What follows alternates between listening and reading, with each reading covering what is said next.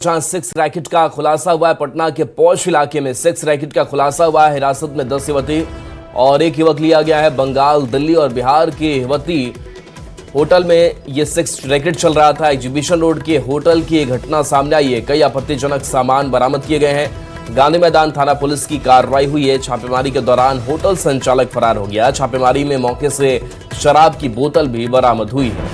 तो बड़ी खबर पटना से, जहां से सेक्स रैकेट का खुलासा हुआ है। पटना का पौष इलाका जहां सेक्स रैकेट चल रहा था, ये तस्वीरें आपको दिखा रहे हैं, जहां पर कई युवतियों को हिरासत में लिया गया है। 10 युवती और एक युवक हिरासत में लिए गए हैं। बंगाल, दिल्ली और बिहार की युवती इसमें शामिल थे। होटल में सेक्स रैकेट चल रहा था। एग्जीबिशन रोड के होटल की एक घटना बताई जा रही है। कई आपत्तिजनक सामान बरामद हुए हैं। गांधी मैदान थाना पुलिस ने कार्रवाई की। छापेमारी के दौरान होटल संचालक फरार हो गया। छापेमारी में मौके से शराब की बोतल भी बरामद की गई है।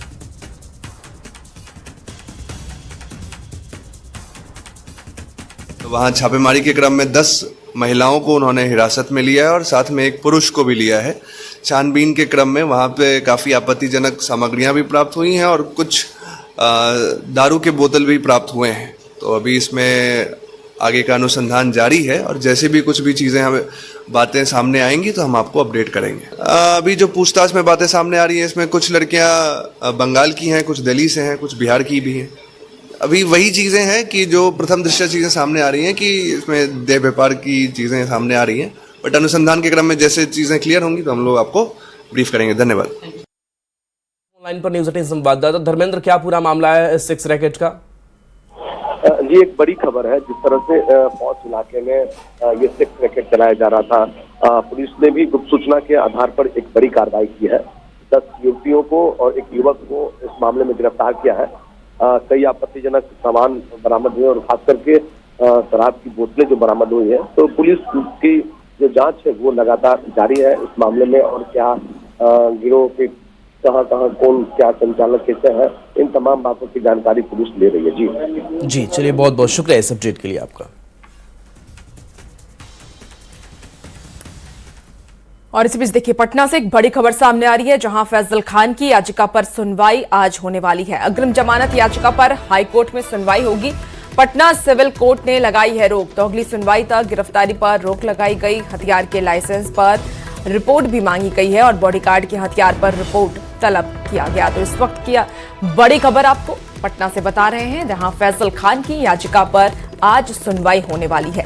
अग्रिम जमानत याचिका पर हाई कोर्ट में यह सुनवाई होगी। पटना सिविल कोर्ट ने इस पर रोक लगाई थी, लेकिन अब हाई कोर्ट में यह सुनवाई होने वाली है और अगली सुनवाई तक गिरफ्तारी पर रोक की बात कही गई थी। हथियार के लाइसेंस पर रिपोर्ट मांगी गई है। तो आज बेहद ही अहम दिन, और आज आपको बता दें कि अग्रिम जमानत याचिका पर हाई कोर्ट में सुनवाई होने वाली है। अररिया से बड़ी खबर है, जहां एक युवक की चाकू से गोदकर हत्या कर दी गई। आरएस थाना क्षेत्र के हरिया बारा चौक पर युवक पर कुछ अज्ञात लोगों ने सीने और गले पर चाकू से हमला किया। घायल अवस्था में युवक को सदर अस्पताल लाया गया है, जहां उसकी मौत हो गई। मृतक युवक के परिजनों ने स्थानीय युवक मोहम्मद आरिफ पर हत्या का आरोप लगाया है। घटना की सूचना पर एसडीपीओ सदर अस्पताल पहुंचे और परिजनों से जानकारी ली। फिलहाल शव का पोस्टमार्टम करवाने के लिए कहा गया है। जांच के बाद आगे की कार्रवाई की जाएगी। तो ये बड़ी खबर अररिया से है, जहां एक युवक की चाकू से गोदकर हत्या कर दी गई है। आरएस थाना क्षेत्र के हरिया बारा चौक पर युवक पर कुछ अज्ञात लोगों ने सीने और गले पर चाकू से हमला किया है। घायल अवस्था में युवक को सदर अस्पताल लाया गया है, जहां उसकी मौत हो गई। मृतक युवक के परिजनों ने स्थानीय युवक मोहम्मद आरिफ पर हत्या का आरोप लगाया है। घटना की सूचना पर एसडीपीओ सदर अस्पताल पहुंचे। हॉस्पिटल आया देखने, व्यक्ति को चाकू से मारकर किसी के द्वारा घायल कर दिया गया था। इसके हॉस्पिटल आने क्रम में हॉस्पिटल में उनकी मृत्यु हो गई। उनके सीने पर और गले पर चाकू के निशान हैं। अभी जो भी है आगे हम लोग कार्रवाई भी करेंगे। और भ्रष्टाचार के खिलाफ सरकार ने एक बार फिर से अपना कड़ा रुख अपनाया है। मुख्यमंत्री सम्राट चौधरी ने स्मार्ट पुलिसिंग से लेकर के भ्रष्टाचार पर जीरो टॉलरेंस तक बड़ा संदेश दिया है। उन्होंने अधिकारियों से कहा कि ऐसी कार्यशैली विकसित करें कि दूसरे राज्यों की एजेंसियां उनसे सीखने के लिए आए। वहीं भ्रष्टाचारियों पर कार्रवाई जारी रखने और उनकी संपत्तियों में स्कूल खोलने की बात दोहराते हुए मुख्यमंत्री ने साफ कर दिया है कि सरकार का अभियान लगातार जारी रहेगा। रिपोर्ट आपको दिखाते हैं। ऐसा टीम खड़ा करे कि सीबीआई और ईडी आपसे सपोर्ट मांगना शुरू करे।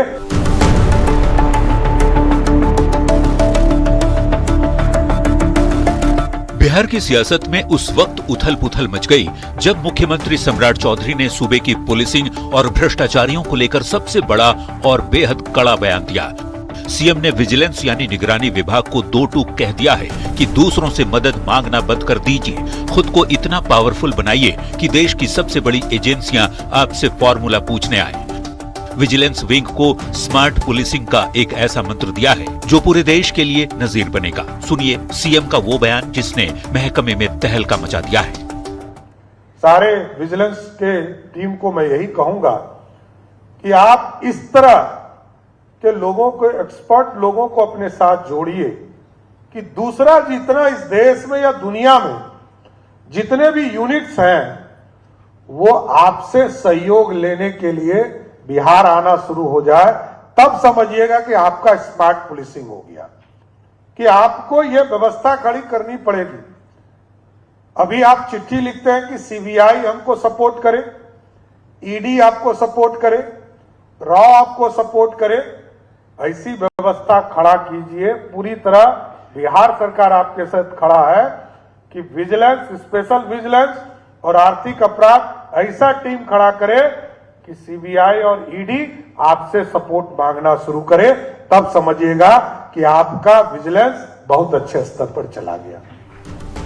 बात सिर्फ स्मार्ट पुलिसिंग की ही नहीं, मुख्यमंत्री ने भ्रष्टाचार करने वालों की रीढ़ तोड़ने का पूरा प्लान भी तैयार कर लिया है। अब तक आपने भ्रष्टाचारियों को जेल जाते देखा होगा, लेकिन बिहार में अब उनकी आलीशान हवेलियों और घरों का जो हाल होने जा रहा है उसकी कल्पना किसी ने नहीं की होगी। सीएम का सीधा अल्टीमेटम है, गरीबों का हक मारकर महल बनाने वालों के घरों में अब स्कूल चलेंगे। नीतीश कुमार जी ने तो बिहार में स्कूल खोलने का काम किया। ये स्कूल क्यों नहीं खुल रहे, इसकी चिंता करना है।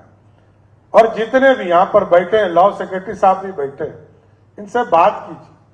हाई कोर्ट का पूरा कोऑर्डिनेशन इनसे लीजिए और जितने भी भ्रष्टाचारी हैं सबको चिन्हित करके उनके घरों में स्कूल खोलने का काम सरकार करेगी। इतना जरूर आश्वस्त करना चाहता हूं। यानी अपराधियों और भ्रष्टाचारियों के लिए अब बिहार में कोई सेफ जोन नहीं बचेगा। कार्रवाई को रफ्तार देने के लिए मुख्यमंत्री ने सीधे प्रमंडल स्तर पर निगरानी थाना बनाने का बड़ा ऐलान भी कर दिया है। सरकार की नीति साफ है, जीरो टॉलरेंस, फुल एक्शन, ताकि भ्रष्टाचार की चोट से कराह रहे गरीब को ऑन द स्पॉट न्याय मिल सके। मुख्यमंत्री सम्राट चौधरी के इस बयान ने भ्रष्ट अफसरों और सफेद पोशों की नींद उड़ा दी है। देखना होगा सीएम के इस ओपन चैलेंज के बाद सिस्टम में कितना बड़ा बदलाव आता है। न्यूज 18 के लिए पटना से संवाददाता अमित कुमार की रिपोर्ट। और पटना से बड़ी खबर, जहां सीएम ने स्वास्थ्य विभाग की समीक्षा की। संकल्प सभागार में उच्च स्तरीय बैठक हुई। सेवा को प्रभावी पारदर्शी बनाने पर जोर सीएम ने दिया। स्वास्थ्य मंत्री और स्वास्थ्य सचिव इस कार्यक्रम में मौजूद रहे। 15 अगस्त से गैर जरूरी रेफरल पर रोक लगाने के निर्देश हैं। आयुष्मान आभा कार्ड में तेजी के निर्देश दिए गए हैं। समय पर सुलभ स्वास्थ्य सेवा देने पर जोर दिया गया है। रात में अस्पताल के निरीक्षण पर भी जोर दिया गया है।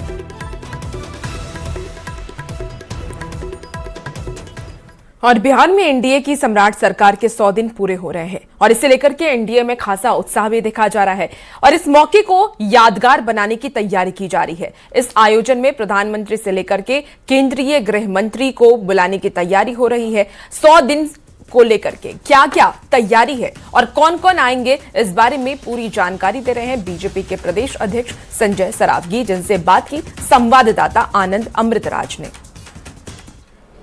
इस वक्त हमारे साथ मौजूद हैं बीजेपी के प्रदेश अध्यक्ष संजय सरावगी। सर, सम्राट चौधरी की सरकार के 100 दिन पूरे हो गए। बीजेपी के मुख्यमंत्री के तौर पे पहली बार 20 साल में किसी ने संभाला है। इस 100 दिनों पर क्या कुछ तैयारी है? माननीय मुख्यमंत्री जी का टारगेट बिहार के 15 करोड़ नागरिकों के प्रति है। कैसे ज़्यादा से ज़्यादा उद्योग लगे, कैसे आम जनता की समस्याओं का निदान हो। आपने देखा माह के प्रथम मंगलवार और तीसरे मंगलवार को सहयोग शिविर प्रारंभ हुआ और इस सहयोग शिविर में 30 दिन के अंदर अगर निष्पादन नहीं होगा तो स्वतः सस्पेंड होंगे। प्रत्येक माह के अंतिम रविवार को पंचायत विकास शिविर लग रहा है। उद्योग के क्षेत्र में आपने देखा, एशिया के सबसे बड़े उद्योगपति गौतम अडानी आए, उन्होंने 60,000 करोड़ का इन्वेस्टमेंट की घोषणा की। लगातार अब जो उद्योगपति आ रहे हैं वो यहाँ इन्वेस्टमेंट की घोषणा कर रहे हैं। पहले जो आते थे वो कुल बोधगया जाके अपने पूर्वजों का तर्पण करते थे। और माननीय मुख्यमंत्री जी ने कहा है कि माननीय प्रधानमंत्री जी या गृह मंत्री जी आएंगे। पूरे बिहार में कार्यक्रम का आयोजन है कि पटना में या फिर कुछ सीमित जगह? नहीं, वो तय करेंगे, माननीय मुख्यमंत्री जी तय करेंगे।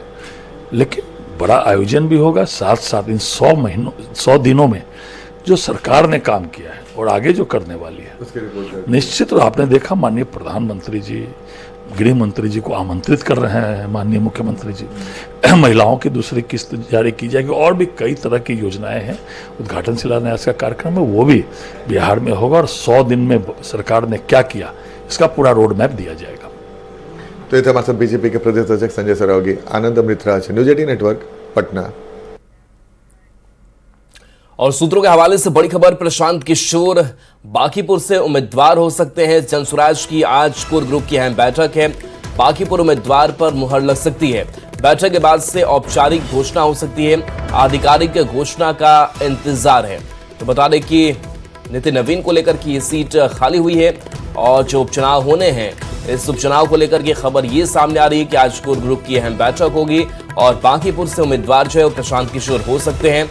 बांकीपुर उम्मीदवार पर मुहर लग सकती है। बैठक में इसकी औपचारिक घोषणा भी हो सकती है। आपको बता दें कि बीजेपी के राष्ट्रीय अध्यक्ष नितिन नवीन के राज्यसभा जाने की वजह से बांकीपुर सीट खाली हुई है, जिसको लेकर के उपचुनाव का ऐलान किया गया है। 30 जुलाई को बांकीपुर उपचुनाव के लिए वोट डाले जाएंगे, जबकि 3 अगस्त को वोटों की गिनती होगी और नतीजे भी आएंगे। 6 से 13 जुलाई तक प्रत्याशी नामांकन करने वाले हैं। 14 जुलाई को नामांकन पत्रों की जांच होगी। बांकीपुर सीट पर बीजेपी का कब्जा रहा है। 2006 से लगातार नितिन नवीन इस सीट से चुनाव जीतते रहे हैं।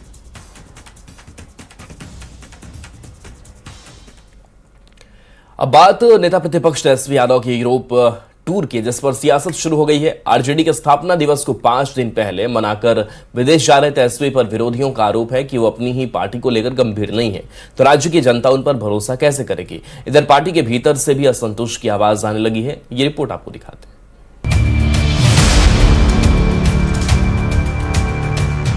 यूरोप में इन दिनों हीट वेव के कारण बढ़ते तापमान से लोग परेशान हैं। पर तेजस्वी यादव के यूरोप टूर की खबर ने बिहार की सियासत को उससे भी ज्यादा गर्मा दिया है। दरअसल 5 जुलाई को आरजेडी की स्थापना के 30 साल पूरे होने जा रहे हैं, पर तेजस्वी यादव ने 1 जुलाई को ही पार्टी का स्थापना दिवस समारोह मना लिया। विरोधियों का आरोप है कि तेजस्वी ने अपने टूर के लिए स्थापना दिवस की तारीख ही बदल डाली। राष्ट्रीय जनता दल ने अपना स्थापना दिवस 5 दिन पहले ही मना लिया। सूत्रों के हवाले से कारण यह बताया जा रहा है कि तेजस्वी यादव जी को विदेश दौरे पर जाना है, घूमने जाना है।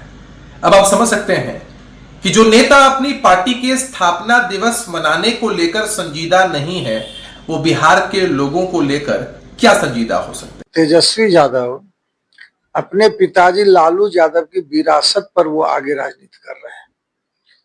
इनफैक्ट लालू यादव नेता थे, लेकिन तेजस्वी यादव नेता नहीं, एरिस्टोक्रेट, मतलब उनको विदेश दौरा ज्यादा इंपॉर्टेंट लगता है। विरोधी तो तेजस्वी पर निशाना साध ही रहे हैं, पर पार्टी के भीतर भी अब असंतोष की आवाज उठने लगी है।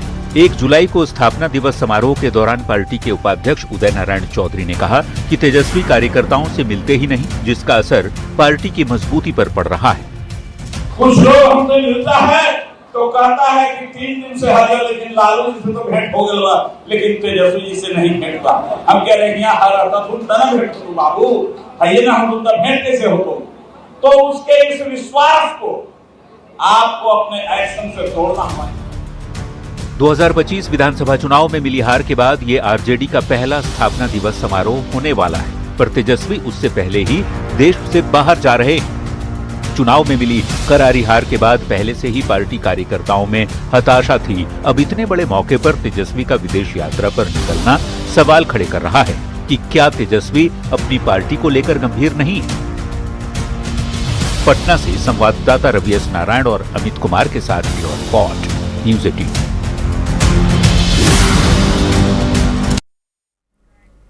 बिहार की पूर्व मुख्यमंत्री राबड़ी देवी 10 सर्कुलर रोड को खाली कर अपने निजी आवास में शिफ्ट कर गई हैं। करीब 20 साल के बाद लालू परिवार ने इस सरकारी आवास को खाली किया है, वो बंगला जो 2 दशक तक बिहार की सियासत का प्रमुख केंद्र रहा। रिपोर्ट आपको दिखाते हैं।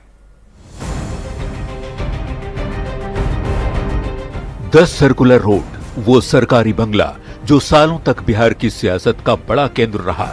राजधानी पटना का वो ठिकाना जो करीब 2 दशक तक विपक्ष की रणनीति का सेंटर पॉइंट रहा। उस 10 सर्कुलर रोड वाले सरकारी बंगले को पूर्व मुख्यमंत्री राबड़ी देवी ने करीब 20 साल बाद खाली कर दिया है।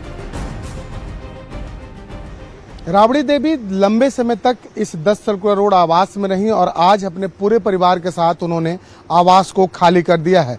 हालांकि अभी भवन निर्माण विभाग को यह आवास हैंडओवर नहीं किया गया है।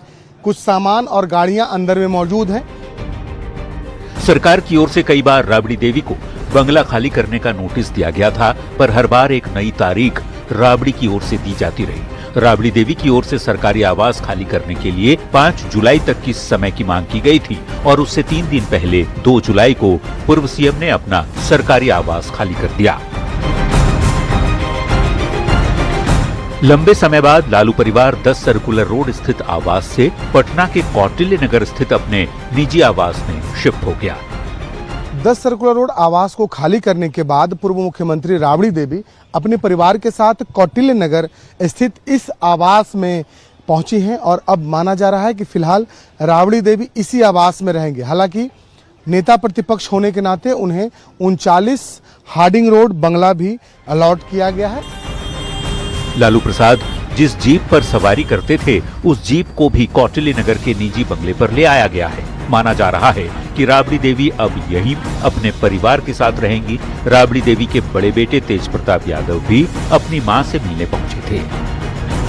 न्यूज 18 के लिए पटना से संवाददाता शैलेंद्र कुमार की रिपोर्ट।